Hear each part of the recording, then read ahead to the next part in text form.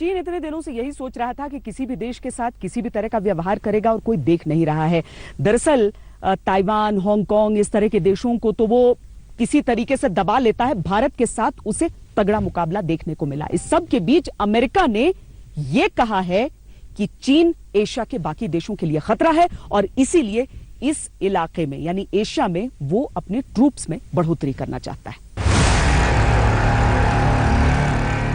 हिंद महासागर, दक्षिण Korea, Japan और फिलीपींस में अमेरिका भेज रहा है अपनी सेना। इन सारी जगहों पर अमेरिका के पहले से ही सैन्य ठिकाने हैं। युद्धपोत से लेकर सबमरीन तक की तैनाती है।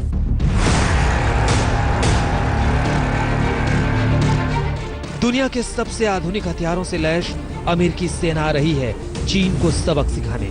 भारत कमजोर नहीं है कि वो अमेरिका को न्योता दे। भारत चीन से निपट लेगा, लेकिन निपटना खुद अमेरिका को भी है। इसलिए वो ललकार कर अपनी फौज की तैनाती एशिया रीजन में कर रहा है। इसमें कोई अगर मगर नहीं है। अमेरिका के हजारों सैनिक डेरा डाल चुके हैं, हजारों आने वाले हैं। So I just talked about the threat from the Chinese Communist Party. So now threats to India, threats to Vietnam, threats to Malaysia, Indonesia, South China Sea challenges, the Philippines. We're going to make sure we're postured appropriately to counter the PLA. We think that's the challenge of our time, and we're going to make sure we have resources in place to do that. America ने Germany में कम की अपने सैनिकों की तैनाती। 52,000 सैनिकों में से 27,000 चीन को सबक सिखाने मोर्चे पर भेजे गए। अमेरिकी सैनिकों की तैनाती से बढ़ी चीन की चिंता। भारत से पंगा लेना चीन को भारी पड़ सकता है। अब चीन को सीधे सुपर पावर से चुनौती मिली है। अमेरिका ने ये साफ कह दिया है कि वो चीन पर पैनी नजर बनाए रखे है और अगर चीन कोई भी इंडो पैसिफिक रीजन में हरकत करता है तो मिलिट्री एक्शन सहना पड़ेगा। दूसरे शब्दों में कहें तो चीन की सिट्टी पिट्टी गुम है। जैसे बुझने से पहले चिराग आखिरी बार चमकता है, उसी तरह उसने अमेरिका को धमकाने की कोशिश की है। एक बंदर घुड़की सुनिए। अमेरिकी मिसाइल और सेना की तैनाती का चीन पुरजोर विरोध करता है। अगर अमेरिका अपनी जिद पर अड़ा रहता है तो हमारे दरवाजे पर आकर हमें उकसाने जैसी बात होगी। चीन चुप नहीं बैठेगा। हमें उम्मीद है कि जापान और दूसरे देश क्षेत्रीय शांति को बहाल रखने की कोशिश करेंगे। वाकई अमेरिका एशिया के ठिकानों पर इंटरमीडिएट रेंज मिसाइल की तैनाती करने का फैसला कर चुका है। तीर कमान से निकल चुकी है। अमेरिका इसी ताक में भी था। कोरोना की वजह से उसके कब्रगाह कराए हैं। अब चीन की बारी है। कोरोना कांड के बाद चीन चुपचाप बैठ जाता तो उसकी फजीहत के फॉर्मूले तैयार नहीं किए जाते, लेकिन उसे अपनी मिलिट्री की धौंस दिखानी थी, सुपर पावर बनना था। इसी चक्कर में उसने भारत जैसे भरोसेमंद पड़ोसी से भी पंगा लिया, खून बहाया। अब खून के आंसू रोने की बारी उसकी है। It's tempting for many, particularly in our business communities, who make money in China, to say we must calm tensions and simply accept an increasingly belligerent CCP. That's nonsense. I don't accept that argument.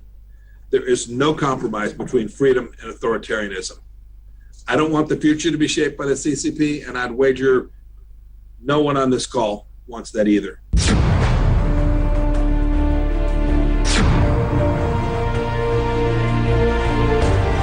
America के secretary of state ने बिल्कुल दुरुस्त फरमाया।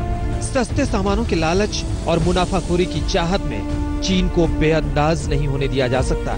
एक तो पिछले 2 दशकों में उसने दुनिया में 5 महामारियां बांटी है। दूसरे अपने सारे पड़ोसियों की जमीन हथियाने में लगा है। इस दौरान उसने ताइवान की स्वायत्तता का उल्लंघन करते हुए उसके आसमान में अपने लड़ाकू जेट्स भेजे, वियतनाम को दबोचा, साउथ चाइना सी पर आधिपत्य के लिए बनावटी द्वीप तैयार किए, वहां से होने वाले जापान के कारोबार में अड़ंगा लगाया और रही सही कसर हांगकांग की आजादी पर कुठाराघात कर किया। यकीनन चीन ने भस्मासुर की तरह बर्ताव किया है। सूरज को जितना चढ़ना था चढ़ लिया। अब उसका अस्त होना निश्चित है। अमेरिका ने बिना गोली चलाए भी बहुत कुछ सेट कर दिया है। I also think that the Chinese took away from this that the world is now, this isn't the United States confronting China, that the world is now confronting China.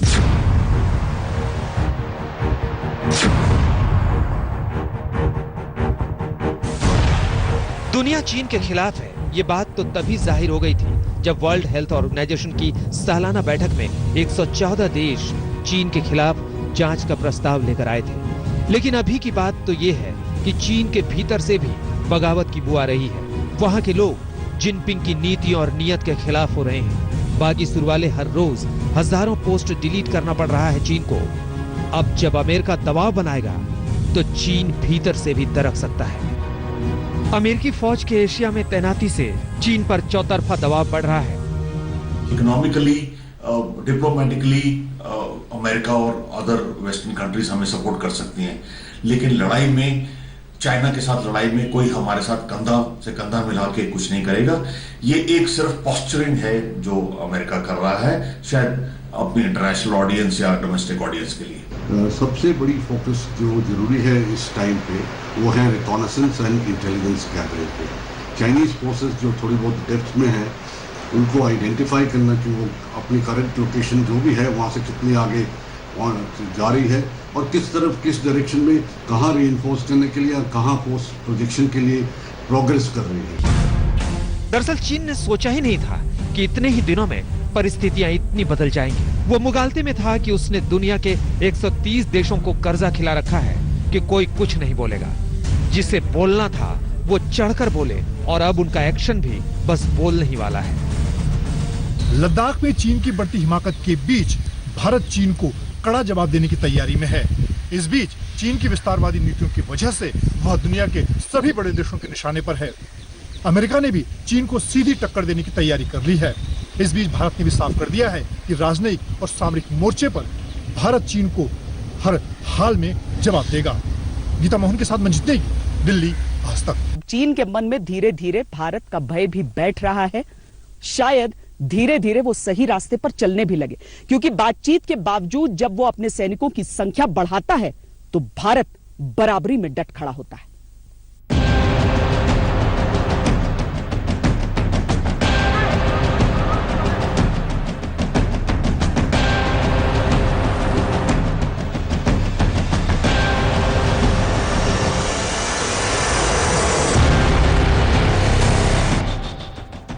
खूबसूरत लेक के करीब चीन का बदसूरत plan.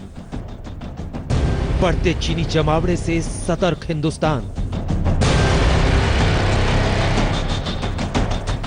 पूर्वी लद्दाख में मौजूद पेंगोंग झील के इलाके में चीन की नई साजिश बेनकाब हुई है। इस इलाके में मौजूद फिंगर 8 से फिंगर 4 के बीच चीनी जमावड़ा बढ़ गया है। ये खुलासा कर रही है ये नई सैटेलाइट तस्वीरें। इन तस्वीरों में साफ तौर पर चीनी टेंट और चीनी सेना की गाड़ियों का जमावड़ा दिखाई दे रहा है। चीन की चालबाजी देखिए। फिंगर 8 से फिंगर 4 के बीच चीन ने 15 मई के बाद कई नए निर्माण किए हैं। ये वो बीच का इलाका है जो इस वक्त आपको नजर आ रहा है। जैसे जैसे हम थोड़ा पीछे जाते हैं आपको इनके बोट शेड्स भी नजर आएंगी। आप देखिए इन्होंने कच्चे रास्ते बना रखे हैं ताकि इनकी गाड़ियां जा सके। यहाँ पर इनके कुछ टेंट हैं जो इन्होंने यहाँ पे तैयार किए हैं, ये पिंक कलर के। आपको यहाँ पे इनके टेंट नजर आ रहे हैं। जैसे मैं आपको पीछे लेके जाऊंगा आपको रास्तों के अलावा साथ ही साथ इसी तस्वीर पे नजर आएंगे चाइनीज आर्मी की बोट्स। चाइनीज आर्मी की बोट्स हम लोगों को नजर आएंगी और साथ ही साथ जब हम देखते हैं इसके अलावा हमें चाइनीज आर्मी के और टेंट्स मैं आपको दिखाने वाला हूं। तो पहले मैं आपको बोट दिखाता हूं। ये मैं आपको लेके चल रहा हूं उस इलाके में जहां पर अब आप चाइनीज आर्मी का बोट देख पाएंगे। बोट शेड है, जेटी है। जेटी के अलावा यहाँ पर क्योंकि जो रास्ता है वो काफी खतरनाक है और वहां से लोगों को ट्रांसपोर्ट करना ज्यादा मुश्किल, इस वजह से बोट्स का इस्तेमाल पेंगोंग झील में दोनों सेनाएं करती हैं। ये नीले रंग की आपको बोट दिख रही है। इसके अलावा यहाँ पर पूरा बोट शेड बना हुआ है। चीन के धोखे का बही खाता लंबा चौड़ा है। उसकी बदनीयती की गाथा काफी पुरानी है। उसकी कथनी और करनी में जमीन आसमान का अंतर है। तभी तो बीजिंग जो कहता है वो भरोसा करने लायक नहीं।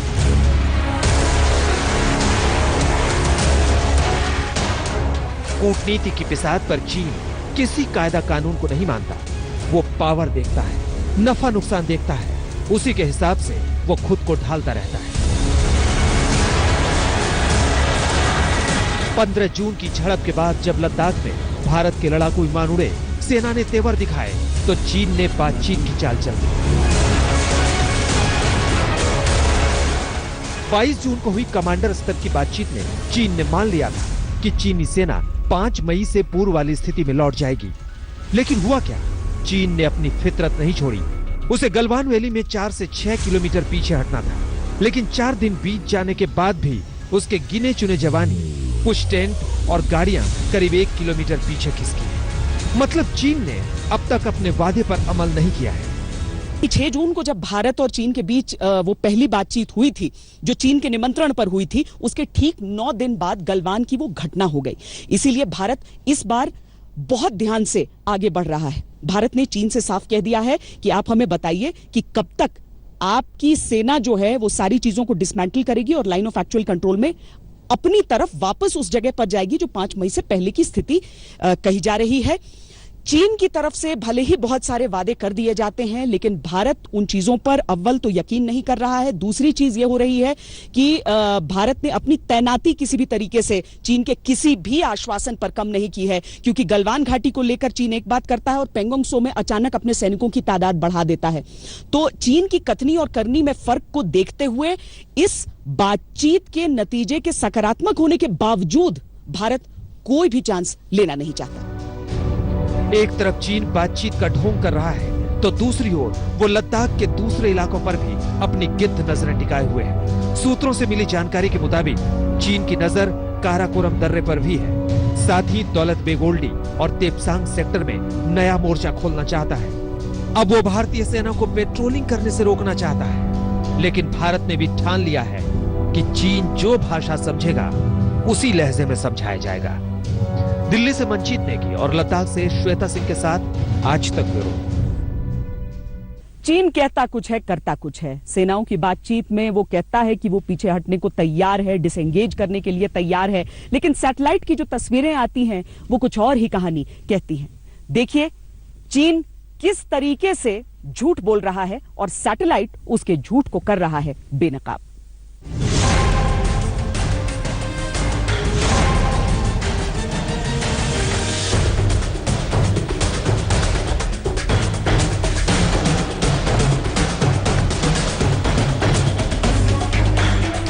चीन झूठ ना बोले तो उसकी तरकश के सारे दांव पेच खत्म हो जाए।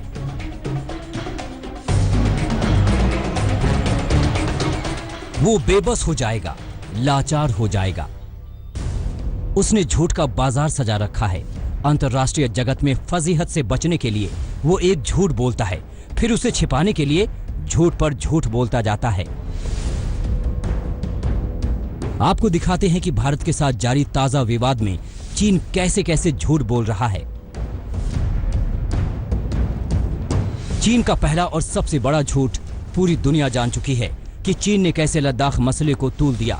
कई बार सैटेलाइट तस्वीरों से इसका खुलासा हो चुका है कि चीन जानबूझकर LAC पर अशांति की साजिश रच रहा है, लेकिन वो मानने को तैयार नहीं। वो अड़ियल बना हुआ है। जिद्दी चीन कसम खा चुका है कि वो अपनी आदत से बाज नहीं आएगा।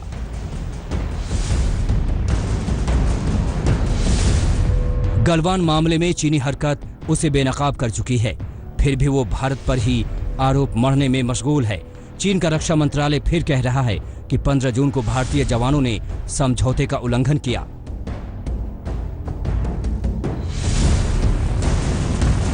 चीन ने अब भारत पर साइबर वॉर शुरू कर दिया है।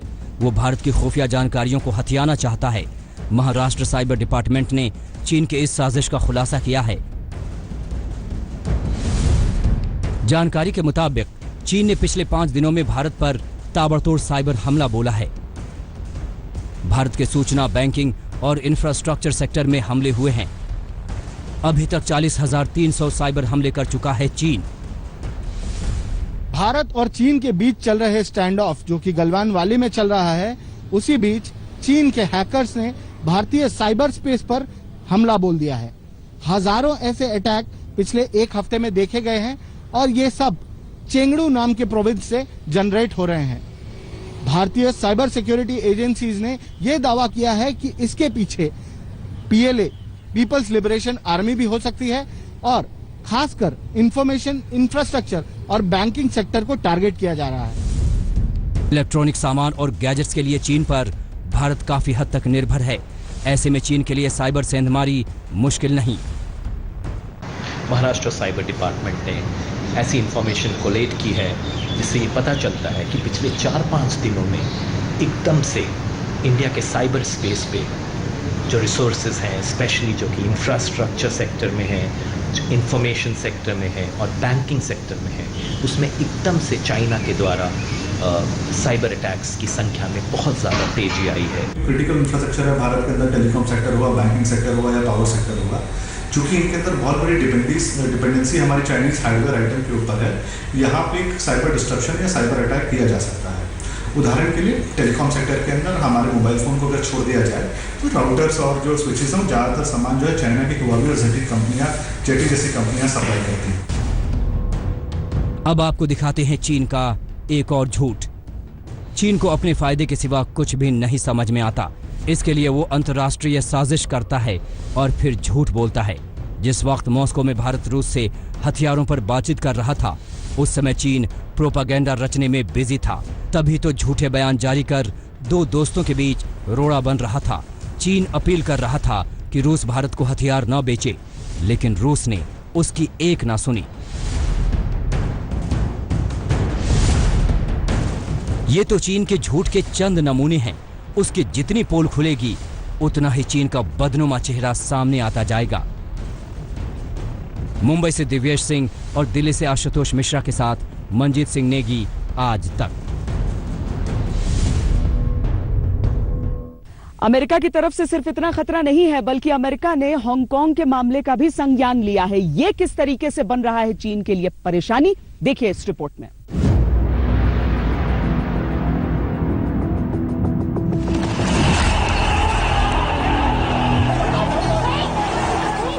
हांगकांग की आजादी कुचली गई है। हांगकांग अब भी जल रहा है। चीन ने हांगकांग को कुचल दिया है और अब चीन को कुचलने के लिए अमेरिकी सीनेट ने मंजूरी दे दी है। चीन के खिलाफ कार्रवाई के लिए ट्रंप को मिली शक्ति। अमेरिका सीनेट में चीन पर प्रतिबंध के लिए प्रस्ताव पास।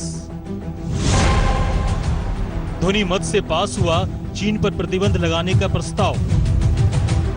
अमेरिका के डेमोक्रेट और रिपब्लिक दोनों ही पार्टियों ने सीनेटरों से इस प्रस्ताव को ध्वनि मत से पास किया। इसका मतलब जानते हैं ना आप? अमेरिका में चीन का पक्ष लेने वाला एक अदद सीनेटर तक नहीं। दोनों पार्टियों को इस साल चुनाव में उतरना है। कोरोना की वजह से अमेरिका चीन पर तल्ख और सख्त है। आम जनमानस चीन को फूटी आंख नहीं देखना चाहते। ऐसे में इस प्रस्ताव का आना चीन के लिए नई मुसीबतों के आने जैसा है। An outbreak that began in Wuhan, China, which has now killed tens of thousands of our people and hundreds of thousands of people across the world. I think it's accelerated everyone's awakening. Wuhan virus यानी corona ने यूं ही आग लगा रखी है। Hong Kong के जलने से अमेरिका और भी तमतमा गया। दरअसल पिछले महीने चीन की संसद ने हांगकांग में नया राष्ट्रीय सुरक्षा कानून लागू करने की मंजूरी दी है। इसके साथ ही हांगकांग की स्वायत्तता सिर्फ कागजों पर है। जमीनी स्तर पर उसके लिए कुछ बचा नहीं है। वहां के लोग ना विरोध प्रदर्शन कर सकते हैं, ना मेनलैंड चाइना के खिलाफ कोई आवाज बुलंद कर सकते हैं। यहाँ तक कि उनकी धार्मिक स्वायत्तता पर भी कुठाराघात हुआ है। उस कानून के पास होने के पहले ही अमेरिका चीन को चेतावनी देता रहा था कि ऐसा करने के गंभीर परिणाम होंगे। चीन नहीं माना। अमेरिका ने आनन फानन में कुछ प्रतिबंध भी थोपे, लेकिन अब सीनेट ने चीन पर व्यापक प्रतिबंधों का अधिकार राष्ट्रपति को दे दिया है। चीन को लगेगी अरबों डॉलर की चपत। हांगकांग के नाम पर मुक्त व्यापार नहीं कर सकेगा चीन। चीन सालों से हांगकांग के नाम पर दुनिया को लूट रहा था। दरअसल हांगकांग को लेकर दुनिया के कई देश इतने नरम थे कि वहां से आने वाली वस्तुओं पर कोई टैक्स नहीं लगाते थे। चीन इसका फायदा उठाते हुए अपने घरेलू माल पर हांगकांग का स्टिकर लगाकर दुनिया को चूना लगाता था। अमेरिका ने उसकी कलाई खोल दी है। अब उसकी आमदनी का एक और स्रोत सूख जाएगा। आज तक ब्यूरो। हमारी इस खास पेशकश में इतना ही। देश और दुनिया की बाकी खबरों के लिए आप देखते रहिए आज तक। नमस्कार, मैं हूं अंजना ओम कश्यप। हमें उम्मीद है ये वीडियो आपको पसंद आया होगा। लेटेस्ट खबरों के लिए यूं ही देखते रहिए आज तक, और इस वीडियो के पसंद आने पर लाइक, शेयर एंड सब्सक्राइब करना ना भूलें।